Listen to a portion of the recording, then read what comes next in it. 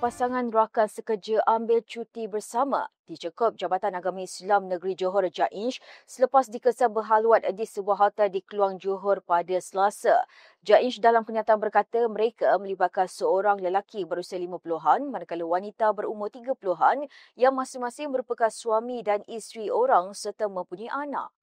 Jelasnya dalam serbuan sekitar jam 10 pagi itu dilakukan ketika televisyen dibuka dengan kuat hingga boleh didengari dari luar pintu bilik. Pegawai terpaksa mengambil masa lebih 5 minit selepas pintu diketuk berulang kali dan kemudian seorang lelaki memakai t-shirt dan berseluar jeans membuka pintu. Namun ia dikatup semula selepas mengetahui kehadiran penguatkuasa dan kemudian pihak Jaish menolak pintu berkenaan dan bertindak masuk. Hasil pemeriksaan di dalam bilik itu terdapat 2 bungkus nasi lemak belum dimakan bersama kopi panas manakala katil serta selimut berada dalam keadaan berselerak. Sementara itu, pemeriksaan di pintu tandas mendapati ia berkunci dan wanita yang berpakaian t-shirt, seluar panjang dan kepala ditutup dengan kain akhirnya keluar selepas dipujuk pasangannya. Siasatan mendapati pasangan yang beza 18 tahun itu menetap di daerah lain dan mereka adalah rakan sekerja yang mana pasangan masing-masing mengenali antara satu sama lain. Tambah Jaish, hubungan sulit mereka juga tidak diketahui rakan sekerja malah wanita terbabit mendakwa